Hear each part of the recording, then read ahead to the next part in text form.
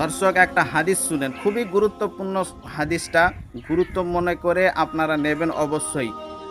আবু দাউদ শরীফের 4015 নম্বর হাদিস, রসুল্লাহ সাল্লাল্লাহু আলাইহি সাল্লাম আলী রাদিয়াল্লাহু তাআলা আনহুকে আদেশ করছেন, লা তাকশিফ ফাখিদাকা, অবশ্যই হ্যাঁ আলী, অবশ্যই তোমার অরুটা, যেটা আমরা আমাদের ভাষায়, বাংলা ভাষায়, নিচু ভাষায় বলে থাকি জাং, সেই জাংটাকে বাংলা ভাষায় বলে অরু, এই অরুটা অবশ্যই কাউকে দেখাবে না, আলী রাদিয়াল্লাহু তাআলা আনহুকে বলছেন। তারপরে রাসূলুল্লাহ সাল্লাল্লাহু আলাইহি ওয়াসাল্লাম বলছেন, ওয়ালা তানজুর, তোমার চোখ দিয়ে, তোমার নজর দিয়ে, ইলা ফাখিদাকা হাই, তুমি কারুর উরু দেখবে না। তাহলে এখান থেকে আমরা বুঝতে পারলাম রাসূলুল্লাহ সাল্লাল্লাহু আলাইহি ওয়াসাল্লাম দেখতে মানা করলে উরুগুলো, তাহলে আমরা মোবাইলে নায়ক নায়িকার দেখছি এবং জীবনে অনেকে আমরা বাস্তবাহিনী হাফ প্যান্ট পরে ঘুরে বেড়াচ্ছি, কোনো মহিলা কোনো পুরুষ ঘুরে বেড়াচ্ছে, অবশ্যই যতক্ষণ পর্যন্ত আমরা সেই হাফ প্যান্ট পরে ঘুরব ততক্ষণ পর্যন্ত মহান আল্লাহ তাআলা জেনার খাতাতে নাম লিখতেই থাকবে, লিখতেই থাকবে, সেই জন্যই সেই ব্যক্তিটা জাহান্নামী হয়ে যাবে। তাই অবশ্যই খেয়াল রাখবে।